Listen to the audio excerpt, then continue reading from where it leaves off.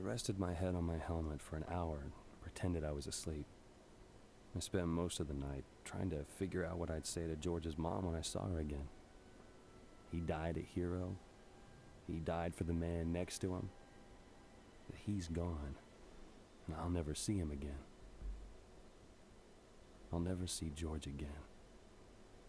Day 3.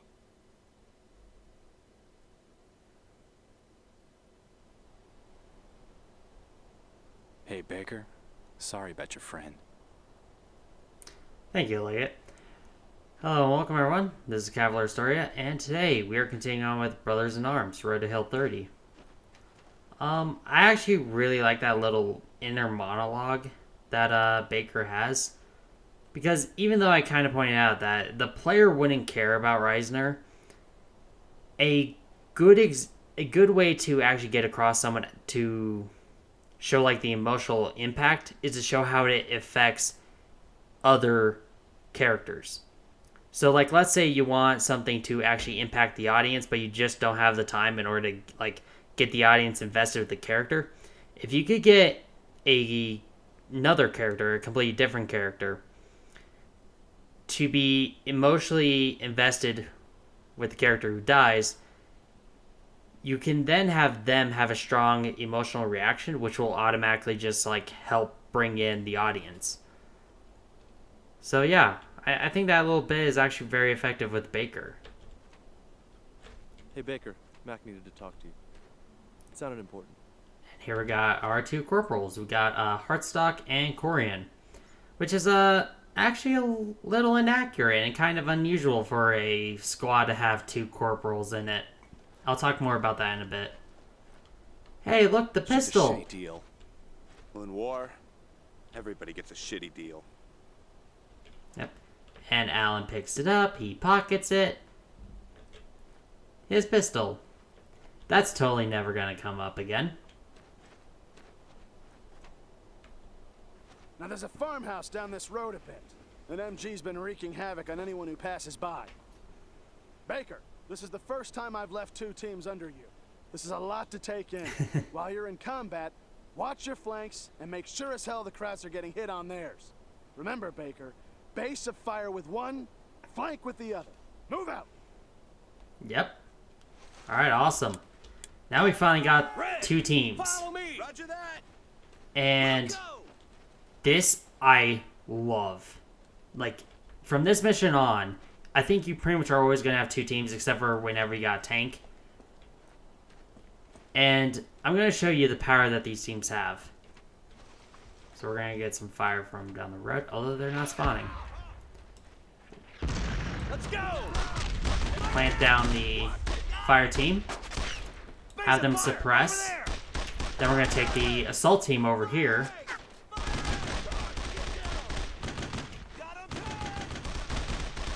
And place them right there in order to flank around them. And I'm going to explain a little bit. So your fire team, which all U.S. military teams are fire teams, except for like machine gun teams and anti-tank teams, you know, more specialist teams. All the teams would be fire teams. But in this game, you got your fire team, which they're really good at suppressing because they usually have a BAR plus some M1 Grands in order to lay down some fire. Meanwhile, your assault team over here usually is going to be armed with Thompsons or carbines. So that way they can get around the flank and do some very good damage with it. And I love this because from a gameplay perspective, this works exceptionally well because now you got a team that can, you know, lay down suppressive fire, and you got your other team that can get around the flank. And what's even better is you can have your assault team lay down fire, grab your fire team, and then move the fire team around in order to lay down suppressive fire. Well, not to lay down suppressive fire, but to flank around. So we can... Oh. Huh. Where's the flanking? Okay. We're just gonna move around here. I thought there was some cover up here.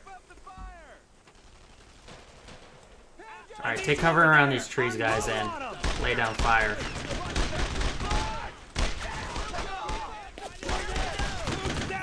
Get in there.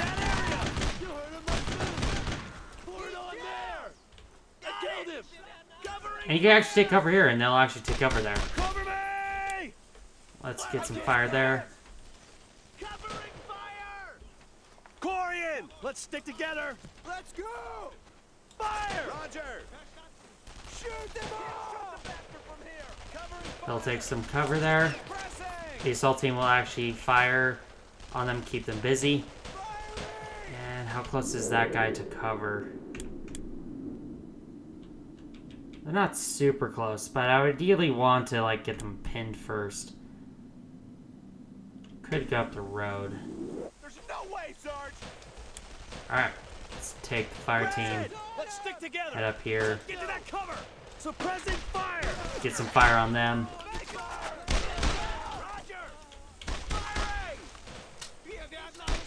But yeah, with the two teams, you can actually, you have a lot more like freedom to move around and really just press the enemy. Come on. Now I could drop the fire team right there and get around them and fire. And this is exactly what you would do in like an actual combat scenario. Basically, what you want to do is, ideally, you get down your base of fire.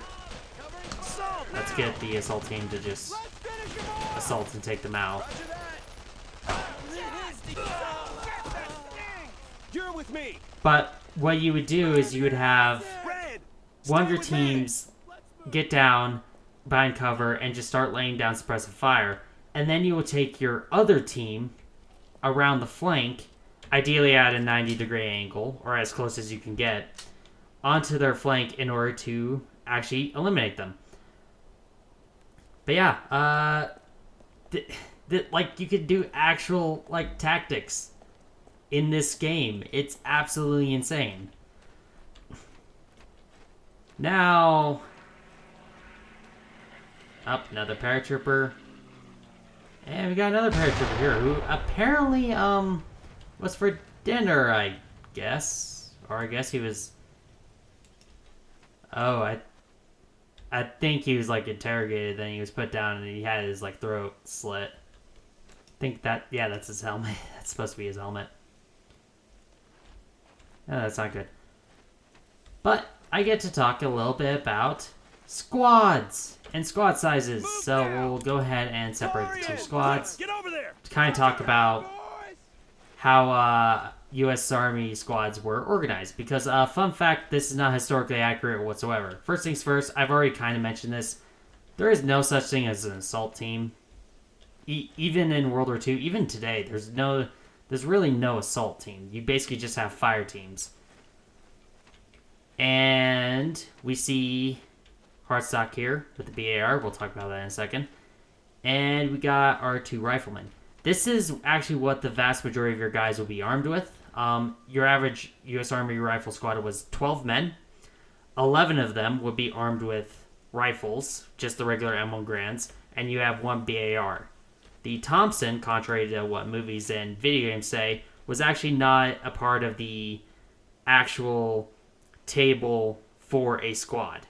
A squad in World War II did not carry the Thompson. They could be given a Thompson, but the Thompson was considered like a company weapon to be handed out as needed. But I also kind of pointed this out before. We got two corporals, Corporal Hardstock and Corporal Corian. This would not happen because there was only two NCOs in a squad. You would have your squad leader, who in the early war was a sergeant, and in the later war was a staff sergeant. And you would have an assistant squad leader, who in the early war was a corporal, and in the late war was a sergeant. And Hardstock here is actually not carrying a weapon that you would want your assistant squad leader to be carrying. He should be carrying an M1 Grand with the grenade launcher attachment at the front. Because the assistant squad leader was also a grenadier. And he should really be a full buck sergeant. And I should be a staff sergeant.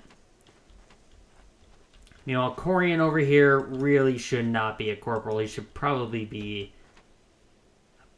Actually, no, it should be flipped. This is your... He would be our assistant squad leader.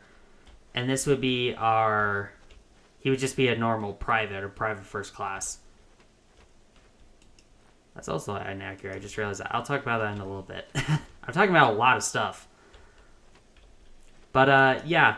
So, your BAR was part of a BAR team, which was usually 3 guys. So, this is actually pretty accurate for a BAR team. You have one BAR gunner, then you're going to have an assistant gunner, and then you would have an ammo bearer, basically a guy carrying extra rounds.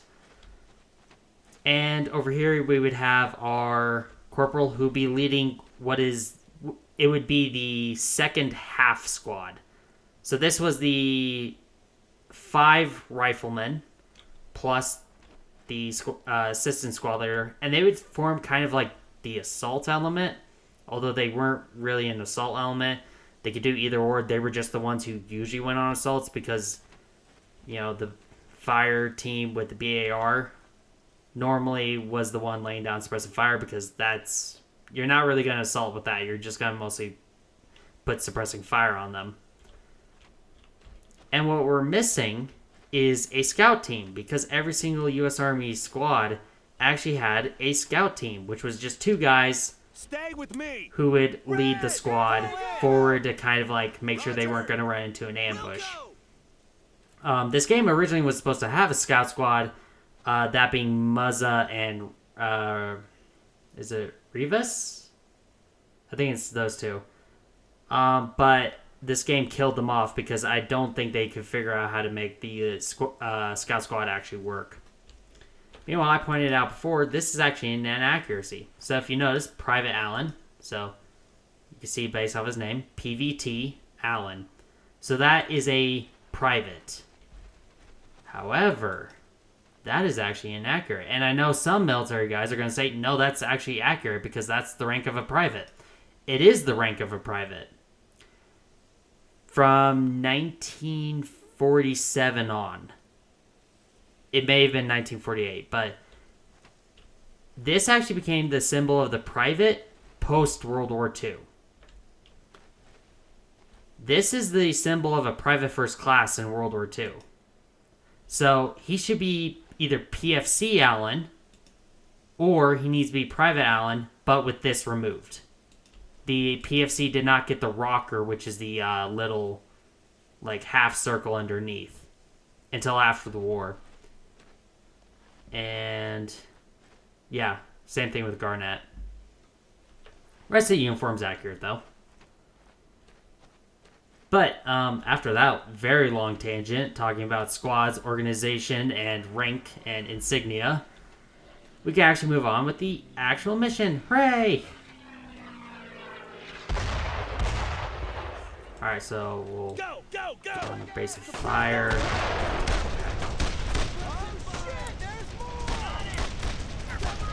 Let's actually get the morning cover. Oh god. I did not do that well. Oh shit. Okay, alright, I might have to restart.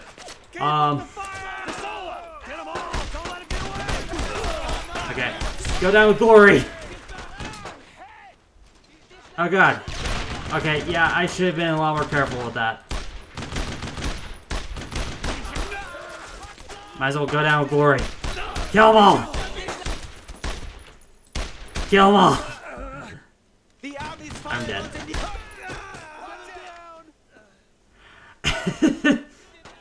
So that's me completely fucking up. I'm just gonna reload that checkpoint.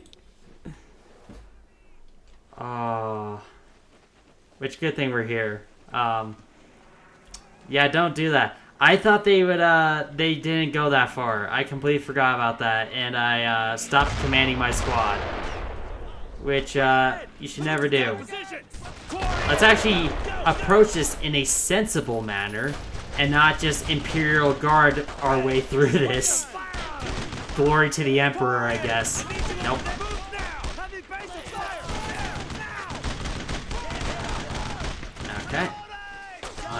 let's just get that suppressed, and then let's hit this. That's the farmhouse we need to take. We got the anti-aircraft crew there. Looks like we got 3 guys there. We got another 2 guys there. Looks like they're gonna flank around, so. The enemy does flank around. We're just gonna have to... You normally would not just assault like that without extra fire, but based off of their position, like, we weren't gonna be able to get around the flank, so that's a point where you would just charge. Let's get the fire team in. Flank him. Alright, so let's move the fire team back. Lay down, suppress the fire.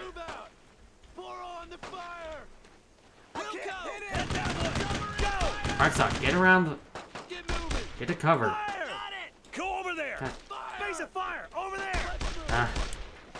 Man, I'm not on my I'm not on my aim game today. Hey, you want to be careful because we got the machine gun there. So let's get the guys to cover, and then try to figure out what's a good flanking position. Get around this part. Doesn't look like there's really anything. Okay. So we're gonna grab the assault team, and we're just going to probably do that. Good. Let's take this position. Let's move up. Nope. We don't want to go that way, because that has the fence, and where did you come from? Alright, let's get the guys down. That's the way we want to approach, is over there. I do half wish you could just free cam this in order to like properly like figure this out, because can't particularly tell, but we need to go this way. Stay with me. What are you doing? Corian, Alright, let's just move across.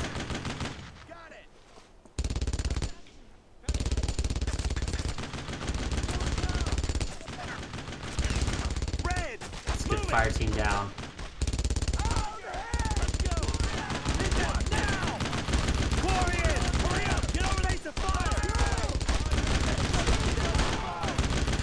Alan, get in cover. Okay. Let's move around. Make sure the guys are actually following me. And this is actually what squad leaders would normally do in today's military, which is they lead the assault. So their job is to like actually push their guys around the flank and actually get them into position in order to take out the enemy in a more effective way. Now, that's not the case in World War II. In World War II, the role of the assault was actually the responsibility of the assistant squad leader. So the assistant squad leader would be the one who would lead the riflemen into the assault. Meanwhile, the squad leader would command the actual basic fire element. Head that way. Target that area. Okay. I'll move around the flank.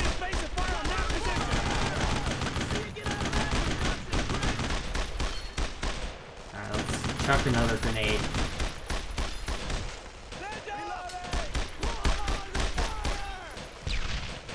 Okay, that did not kill him. So... Red! I need suppressing fire! I can't hit him! Alright, I'm gonna try to move around. Do I have Thompson? I do have a Thompson.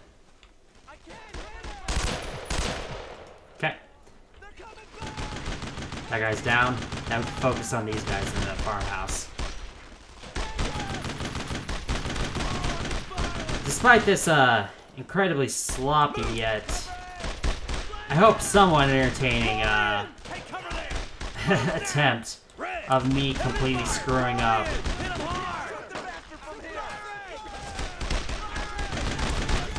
Down fire. Okay, let's move up.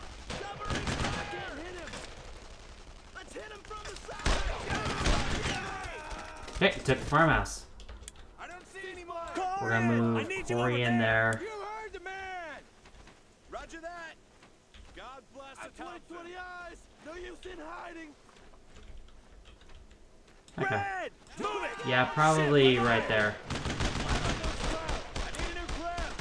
I want to say they can come from behind, but I cannot for the life of me remember if they do or not.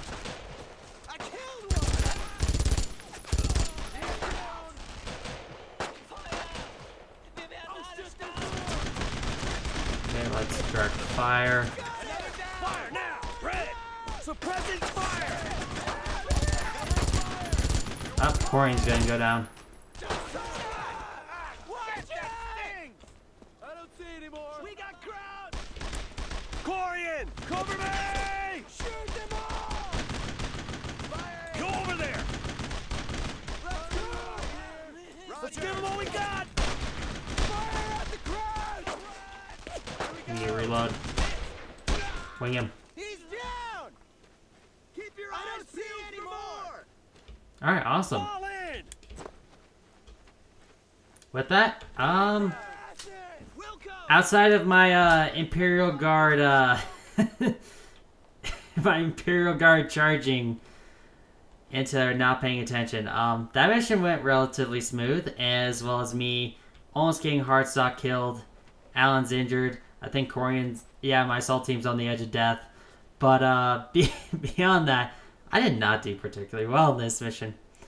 But yeah, I hope you enjoyed it. And this is going to be an introduction. I'll show more off on specific, like, fire maneuver, not necessarily tactics, because there's really only one tactic when it comes to fire maneuver. Well, technically speaking, too. It just depends on how you approach it.